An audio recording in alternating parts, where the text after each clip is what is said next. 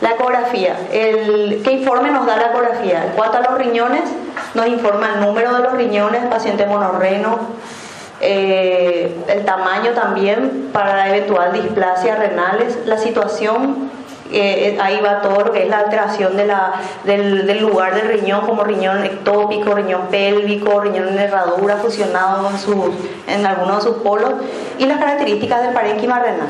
En cuanto a las vías urinarias, que eso comienza en la pelvis, nos da la información de si están dilatados o no, o si hay duplicidad, si hay un doble sistema. Y en cuanto a la vejiga, nos puede informar la presencia de un ureterocele, que está generalmente asociado a la duplicidad renal. Cuando hay existencia de residuos posmiccionales, es siempre importante, cuando uno pide una ecografía investigando a un paciente con infección urinaria, solicitar en la orden al radiólogo que evalúe el residuo posmiccional. El residuo posmiccional normal no existe, realmente uno tiene que vaciar completa la vejiga, ¿verdad? El residuo tiene que ser 0, pero se considera de bajo valor patológico cuando es menor al 10% del premiccional. Pero normal es que sea 0. El engrosamiento de la pared también habla de que puede ser una alteración anatómica o funcional, y el sedimento urinario que se ve en la vejiga, que está generalmente alterado cuando está en el curso de una infección. La uretrocistografía miccional seriada es una técnica invasiva que precisa un cateterismo vesical. Es el método por excelencia que detecta el reflujo vésico-ureteral. 1/3 de los lactantes con ITU tienen reflujo vésico-ureteral, entonces por eso que está justificado y recomendado en todos los lactantes la realización de la uretrocisto luego incluso del primer episodio de infección. Pero sin embargo 90% de estos reflujos son de bajo grado. Otras técnicas de uretrocistografía pueden ser las que utilizan los radioisótopos, que pueden ser directa o indirecta. Y la única diferencia, la técnica es similar, la diferencia es el nivel de radiación, que la uretrocistografía convencional utiliza mucho más que la isotópica, ¿verdad? Es importante saber que para este procedimiento se debe realizar profilaxis periprocedimiento. El día anterior, el día del estudio y el día posterior, porque el cateterismo vesical es un factor de riesgo para el desarrollo de infección. La centellografía renal con DMSA en la fase aguda nos da el dato sobre la afectación del parénquima renal, es decir, que nos sirve para hacer un diagnóstico de pielonefritis aguda. Y a largo plazo nos sirve para detectar la presencia de cicatrices renales. Para que esto suceda, el estudio debe ser realizado luego de un periodo libre de infección urinaria de aproximadamente 6 meses. Nos informa la extensión de la lesión y también la función diferencial, es decir, por cada riñón por separado nos puede llegar a decir cuánto por ciento funciona cada riñón. Una DMSA patológica en la fase aguda es un predictor de reflujo vesicoureteral de alto grado. Tal es así que en algunos protocolos recomiendan realizar la centellografía renal con DMSA antes de la uretrocistografía, ya que solamente si esta DMSA es anormal en la fase aguda, solo en esos casos llegan a realizar la uretrocistografía. Pues es muy importante saber que la diferencia de costo entre ambos estudios es muy grande, ¿verdad? La centellografía es un estudio mucho más costoso que la uretrocistografía. Y el otro tema que era el reflujo vésico-ureteral, que yo le voy a dar más bien pantallazo porque es un tema que atañe más bien a los cirujanos infantiles, a los urólogos, ¿verdad? Entonces lo que sabemos, que ya hablamos, es que existe una clara asociación entre reflujo vésico-ureteral y cicatrices renales. La uretrocistografía es un estudio que se realiza a través de un catéter vesical.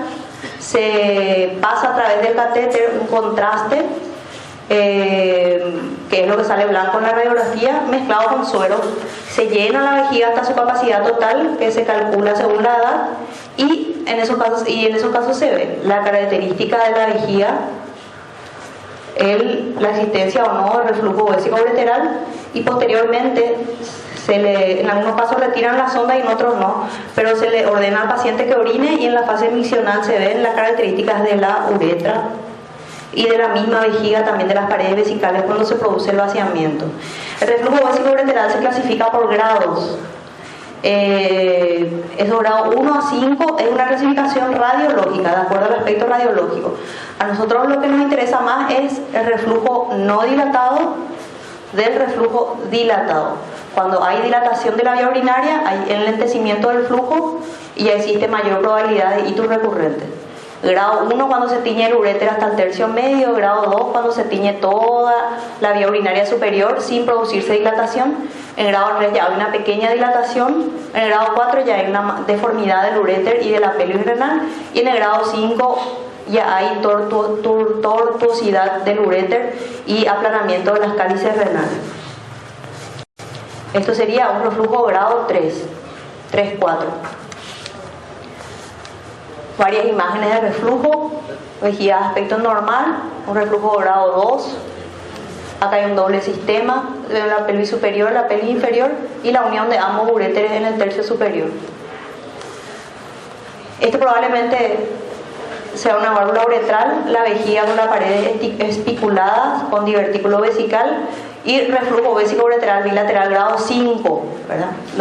Los cálices ya totalmente deformados y el uréter tortuoso, acá se ve bien. Y la vejiga con un aspecto totalmente patológico. Y esto es un gran ureterocele. El ureterocele es una dilatación de la porción terminal del uréter que produce un efecto de masa exterior por fuera de la vejiga, por eso da una imagen por defecto. El ureterocele está frecuentemente asociado a los dobles sistemas pielocaliciales. Existen dos tipos de reflujo vésico-ureteral, aquel que es malformativo, que es una malformación de la unión vésico-ureteral, que es el reflujo vésico-ureteral primario, y aquellos que son funcionales, es decir, que es una alteración del efecto de válvula que existe en la unión del uréter con la vejiga, que es realmente una falta de maduración a esa zona, que por lo general, por eso se cura con el crecimiento. El reflujo primario, el malformativo, no se cura con el crecimiento, entonces estos pacientes son los que se deben corregir. Felizmente, el reflujo funcional es mucho más frecuente que el primario. La edad generalmente se presenta más en niños más grandecitos, el primario suele ser más frecuente en los más chiquititos, el sexo femenino en su predominancia. La afectación usual suele ser pielonefritis aguda y en el malformativo generalmente ya hay diagnóstico prenatal ya de dilatación de la pelvis, del uréter o displasia renal. El grado radiológico suelen ser bajos en el secundario y altos en el primario. La ecografía suele ser normal en el reflujo secundario y frecuentemente anormal en el primario. Las características del reflujo es intermitente en el funcional y en el malformativo permanente. Es por eso que eventualmente una uretrocistografía puede salir normal a pesar de que un paciente tiene infecciones a repetición. En esos casos es muy frecuente, muy importante y útil la realización del DMSA. La disfunción vesical suele estar muy presente en el reflujo funcional. La unión pielo-ureteral es normal, solamente que el efecto de válvula es lo que no se produce adecuadamente por un defecto de la maduración. Y el reflujo malformativo, esa unión pielo-ureteral es anormal. El riesgo renal es mucho más alto en el malformativo, la centellografía suele ser generalmente anormal. En el reflujo funcional el manejo es médico principalmente y en el malformativo es quirúrgico principalmente. El problema es que muy poco nos enseñan sobre el reflujo funcional y más nos enseñan sobre el malformativo, que es lo menos frecuente. Y la literatura generalmente no distingue entre los dos tipos de reflujo. Entonces, como conclusión, podemos decir que toda infección urinaria debe ser diagnosticada con urocultivo, tratada con antibióticos y estudiada con ecografía renal, cistoretrografía o DMSA lo antes posible. En ausencia de otra malformación, la infección urinaria a repetición es altamente sugerente de disfunción vesical. La cistoretrografía debe ser realizada en nuestro medio luego del primer episodio de ictus documentada en menores de 1 año y valorar su realización en mayores de esa edad. ¿Qué estudio solicitar entonces? Ecografía renal en todos los pacientes, lo más pronto posible pedir con vejiga plena y evaluar residuo postmiccional. La cistoretrografía eventualmente se recomienda esperar un periodo de 22 días luego de superada la infección para realizarlo. Solicitar previamente un urocultivo que debe ser negativo y realizar la profilaxis periestudio. La urodinamia, que es el estudio funcional de la vejiga, se solicita solamente en pacientes con válvula uretral posterior o mielomeningocele. Y la flujometría, que es el otro estudio que se realiza en pacientes con disfunción vesical, sí puede ser, es realizado más frecuentemente que la urodinamia. La centellografía renal con DMSA se recomienda realizar 4 a 6 meses luego de un episodio de pielonefritis aguda para el despistaje de cicatrices. Bueno, para recordar, los niños son el presente y el mañana de nuestro país. Cuidemos y conservemos de ellos, porque en ellos se reflejará el futuro que construimos. Muchas gracias.